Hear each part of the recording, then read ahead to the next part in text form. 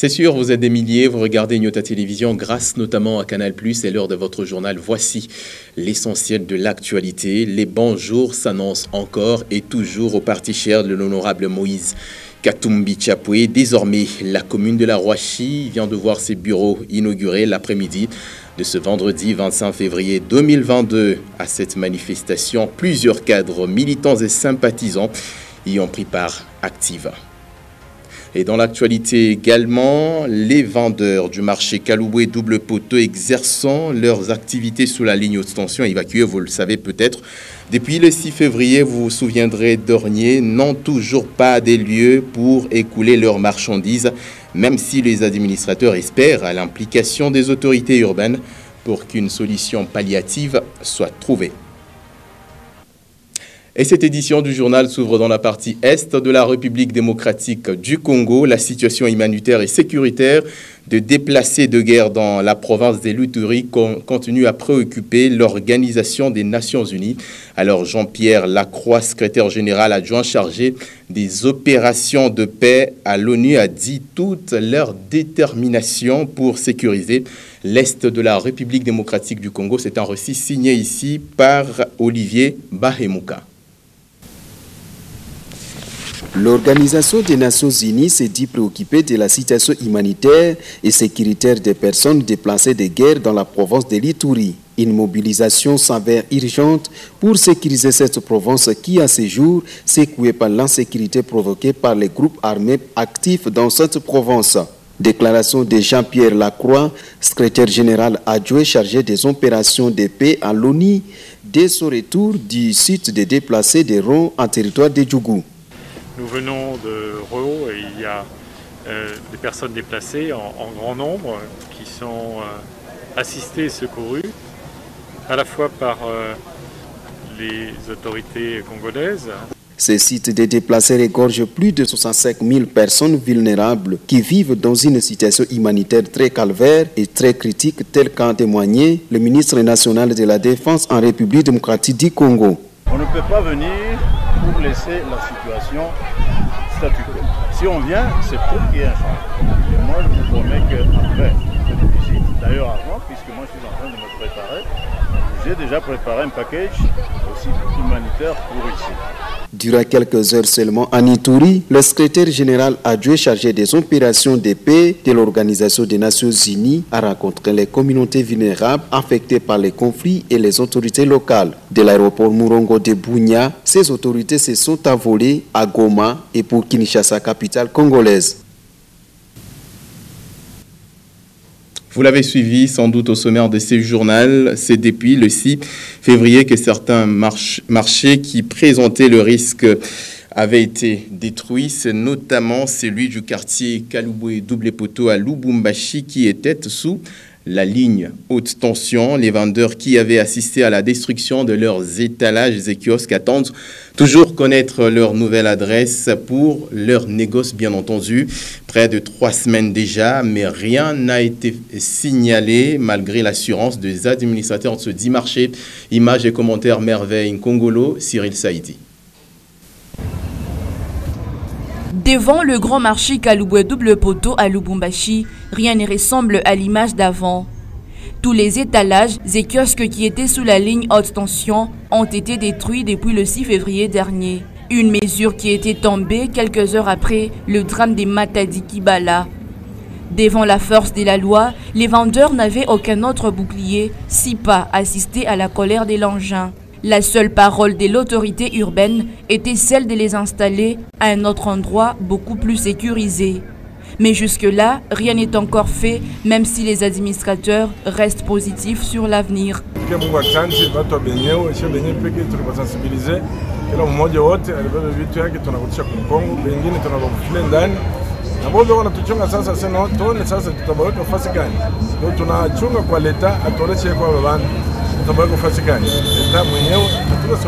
Selon eux, l'essentiel est de protéger la vie des vendeurs qui couraient le risque d'électrocution, comme ceux des Matadi Kibala à Kinshasa.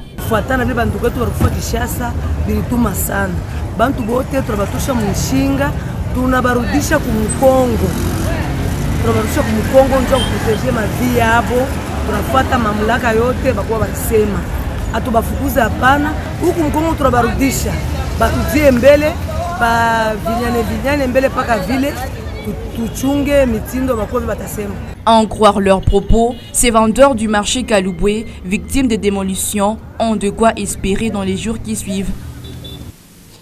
Les cas d'érosion, on en parlait, on continue d'en parler sur l'ensemble de la ville de Lubumbashi. L'avenue Manika au quartier Gambela 2 à Lubumbashi fait face à une érosion énorme. En effet, cette artère d'une importance aussi capitale présenterait une image des parents, en tout cas pauvres.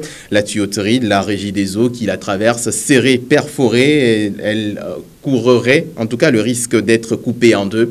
Les trafics sur place, sur cette artère qui relie deux grandes avenues très fréquentées, serait jusque-là difficile. C'est ce que nous dit ici Suzy Ogolelo sur les images de Michel Olela. Regardez. Une érosion s'est créée depuis un temps sur une partie de l'avenue Manika. Cette artère d'une grande importance court le danger d'être coupée en deux. Déjà, l'accès serait impossible à certains endroits pour les usagers. Souvent utilisée pour relier l'avenue Kassangoulou à celle du 30 juin, l'avenue Manika présenterait une dégradation sérieuse non loin du pont IGT. Un danger réel, surtout pendant cette saison pluvieuse pour les passagers.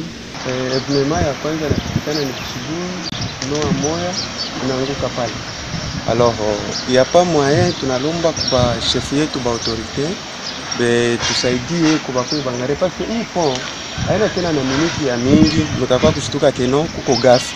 Alors oleke ile gafi kuyeko hivi tungariki kumwanzo tunalomba ba autorité bakuba yetu bakwe betongarire ko comment ba résoudre une fois.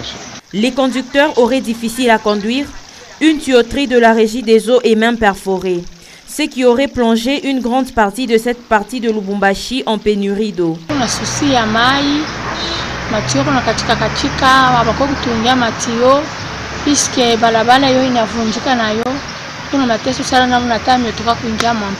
Pour les habitants de ce coin de Lubumbashi, seule l'autorité provinciale peut trouver solution à ce qui qualifie de danger de mort permanent. Et ce journal se poursuit à plus de 30 km de la ville de Lubumbashi. Nous sommes à Kipushi où plusieurs mètres de câbles électriques ont été présentés ce vendredi 25 février 2022 à l'état-major. Ceci serait en tout cas un acte de sabotage d'un groupe de malfrats intercepté il y a quelques jours sur la route Kipushi par les agents de l'ordre. Et pour l'heure, ces câbles sont gardés à l'entrepôt de l'état-major. C'est ce que nous dit le reportage des Lumières Moussaou et Louis Loumami, notre permanent depuis cette cité frontalière. Regardez. Plusieurs centaines de mètres de câbles électriques haute tension ont été ciblés sur la route Kipushi entre le village Mimboulou et la rivière Kafoubou par des malfrats. C'est grâce aux éléments de forces armées que ces câbles en cuivre ont été sauvés de justesse. Ce vendredi 25 février 2022, ce lot a été présenté à la presse par le numéro 1 de l'état-major de cette cité, Adrien Mombeki. C'était vers 3 heures du matin. Ils ont entendu des bruits, alors en suivant lentement, ils ont attrapé ces gens-là. Malheureusement, ils ont pris fuite, ils ont abandonné ces câbles. Alors on m'a appelé, c'était vers 5 heures que j'étais parti prendre ça au bord de ma Jeep là. À lui d'ajouter que ce groupe des malfrats ne serait pas à leur premier forfait. Ils s'inquiètent cependant de la prime des agents qui n'existerait pas malgré multiples efforts fournis aux heures de patrouille. L'autre fois, on avait surpris les gens qui coupent ça avec tout un véhicule et ils avaient pris fuite et on avait quand même réussi d'avoir un. On les avait présentés ici. Pour la deuxième fois, c'était mes mamans. Et ça, c'est la troisième fois. Mais ce que nous regrettons, les militaires qui font ce travail, on ne les prime pas. Vous voyez que ce sont des hommes. On ne les prime pas. Et puis, ceux qui volent ça, ils ont des fois, ils ont des armes. Même préoccupation pour le capitaine Jean-Marie Ngeleka qui était présent sur les lieux. Une occasion pour lui de signifier les modes d'opération de ces malfrats. Les militaires qui abattent ces travaux titanesques ne sont pas toujours primés. Mais quand ils arrivent, ils ont parfois quoi? Des armes blanches et ils sont vraiment armés. La grande pince est utilisée lorsqu'il monte. Hein? Vous verrez que la grande pince a des manches, lesquelles ils utilisent pour couper le courant. Une fois les câbles par terre, ils procèdent par la petite pince là. Pourquoi? Parce que vous remarquerez que la petite pince n'a pas de manches. En attendant la réaction de la Société nationale d'électricité, ces câbles électriques restent gardés à l'entrepôt de l'état-major de la cité minière et frontalière de Kipushi. De Kipushi, direction vers la capitale ville-province de Kinshasa, où la renommée des Nyota Radio et Télévision va jusqu'au-delà des frontières nationales. C'est dans le cadre de la Confédération africaine de football à solliciter Nyota Radio et Télévision pour la couverture du match Oto contre Coton Sport pour cette rencontre qui s'est jouée le mercredi 23 février dernier à Kinshasa. La grande équipe était sur place depuis le samedi 19 février en provenance de Lubumbashi. Ben KMB sur les images des Nyota Productions. Regardez. Le déplacement vers Kinshasa n'aura pas été de tout repos pour cette équipe de production de Nyota Radio et Télévision. Au profil, un défi majeur à relever lors de la rencontre au Toyo de Brazzaville et Coton Sport du Cameroun. Tout se passe sous l'œil vigilant de l'administrateur gérant de Nyota Télévision, M. Frédéric Kitenge Kinkumba. Pas de temps à perdre, chaque minute compte, il faut produire la rencontre aux normes internationales. On suit cette demande. C'est compliqué. C'est compliqué. Des grands événements sur la scène internationale, une habitude déjà pour la chaîne étoilée. À chaque match, ses propres réalités. Les exigences ici sont de stricte observance, d'où cette présence d'un personnel de qualité, à l'instar de Victoire Mwambaye, qui n'en est pas à sa première réalisation sur la scène internationale. Mercredi 23 février 2022, jour du match, l'équipe était en place environ 6 heures avant la rencontre au stade des Martyrs. Il est question de faire les derniers réglages avant le coup d'envoi. La responsabilité est grande, voilà qui justifie la confiance qu'a placée la plus haute instance de football en Afrique, la CAF en sigle.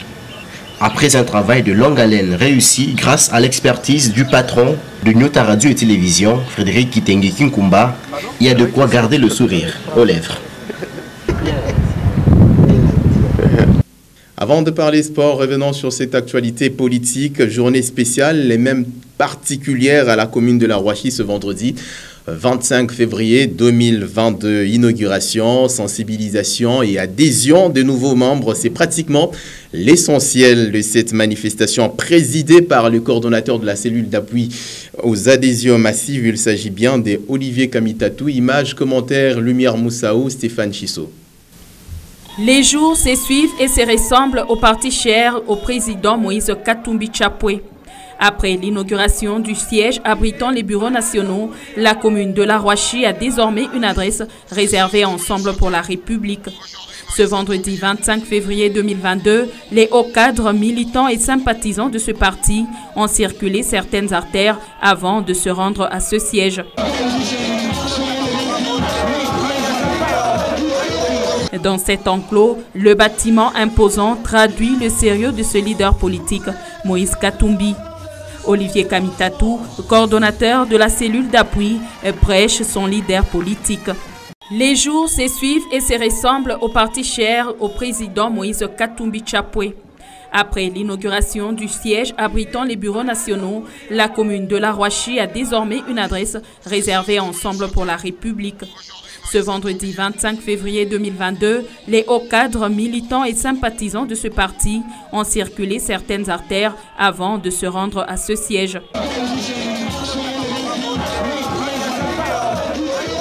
Dans cet enclos, le bâtiment imposant traduit le sérieux de ce leader politique, Moïse Katumbi. Olivier Kamitatou, coordonnateur de la cellule d'appui, prêche son leader politique. Et parce que c'est un homme Kwa maana ni mtu qui a du cœur.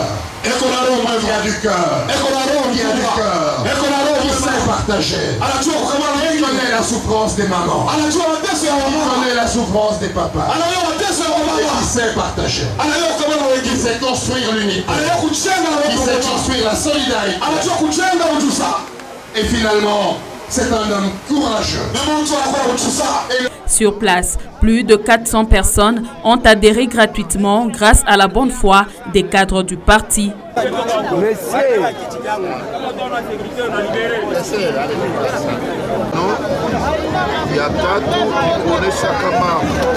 Sur une bonne lancée, Ensemble pour la République s'accroche à son slogan « On est fort, on est grand, on gagnera ensemble ». On est fort, on gagnera, on gagnera, on gagnera. Et on va parler sport avant de clôturer avec cette session d'information sur les antennes de Nyota Télévision dans une correspondance adressée à la commission des gestions de la Linafoot. La FECOFA a instruit cette dernière d'organiser dans un bref délai la cérémonie du sacre de l'AS Vita Club. Dans cette même correspondance, la FECOFA demande à la Linafoot de pouvoir contraindre Mazembe à restituer la cagnotte des champions de la même édition. Il s'agit bien de 2020-2021 pour le manager de Corbeau de Noir et Blanc, Frédéric Kitenge Kinkumba. Et donc, rien n'a à voir avec le litige qui oppose les clubs. C'est justement une histoire qui oppose avec Club et Don Bosco à la FECOFA. Selon Frédéric Kitenge Kinkumba, les signataires de ces documents mériteraient même des poursuites judiciaires. C'est ce que nous dit. C'est cet extrait qui est proposé ici par nos confrères de la rédaction sportive. Regardez. Alors, Mazembe va-t-il remettre le trophée ou Mazembe va garder le trophée? Mazembe ne peut pas remettre le trophée. Pour une raison bien simple. Que pour remettre le trophée, il faut qu'il y ait une procédure que la FECOFA doit suivre. Vous savez que le procès au TAS, c'est parce que V Club a utilisé un joueur qu'il a lui-même inscrit sous le nom de Matutala Zola, et que Don Bosco a contesté que ce joueur s'appelait Matutala Zao. Et que dans ce procès, les signataires de la lettre actuelle sont aussi là-dedans, parce que le joueur a utilisé une licence signée en 2018 par le secrétaire général de la FECOFA, Belge Situatala, qui a signé la lettre dont vous me parlez, et par le vice-président Chimanga, qui a signé la lettre dont vous me parlez. Or, en 2018, la planète entière sait que M. Situatala Belge n'était pas encore secrétaire général de la FECOFA. Donc, il y a un faux.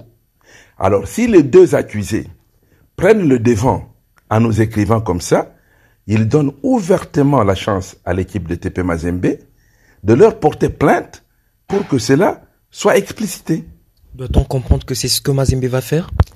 Mais je n'ai pas besoin de vous faire un dessin. Si les amis de la FECOFA, et là c'est clair, qui veulent aider V Club, devraient le faire dans l'art. Pas se précipiter dans une procédure où vous n'avez aucune référence. L'avocat de V Club, au mois de janvier, a écrit au TAS pour demander qu'on puisse appliquer la décision prise par le TAS. Quelle a été la réponse du TAS? Que la FECOFA vous donne, parce que la FECOFA a eu copie. Aujourd'hui, la FECOFA écrit et donne des injonctions à la Linafoot, et avant même que la Linafoot ne puisse répondre, c'est la même FECOFA qui publie cette lettre dans les réseaux sociaux. C'est la même FECOFA qui vous donne des lettres à la presse. C'est la même FECOFA qui fait ceci. Je vous dis que il y a des faux dans ce dossier qui porte la signature de M. Donatien Chimanga et de M. Belge Situatala. Et là, il donne ouvertement l'occasion à l'équipe de TP Mazembe de porter plainte. Et d'ailleurs, comme je vous l'ai dit au début, la FECOFA devrait procéder par l'exemple. Puisque l'État, ça connaît, la FECOFA a payé $4 000 à à l'équipe de 20 clubs. Devrait d'abord dire, écoutez, moi, je me suis déjà exécuté, mais je demande aux autres. Sans méconnaître la suprématie du TAS, le TP Mazembe croit que cette instance prône le droit à un procès équitable qui suppose que toute personne physique ou morale touchée par la sentence doit présenter ses moyens de défense. Ce qui n'est pas le cas pour le TP Mazembe. Personne n'a convoqué le TP Mazembe pour l'écouter là-dessus. Personne ne s'est soucié du TP Mazembe. Et nous saisissons cette lettre-là pour porter plainte contre la FECOFA, contre la Linafoot. Et là, on va nous juger. C'est sûr, vous êtes des milliers et vous regardez Nyota Télévision grâce notamment à Canal+. C'est la fin de cette édition du journal anticipativement. Bon week-end à vous, aimables téléspectateurs de Nyota Télévision. L'ensemble de la rédaction, l'équipe technique vous remercie sincèrement de nous avoir suivis. Mon plaisir sera celui de vous retrouver. À très bientôt.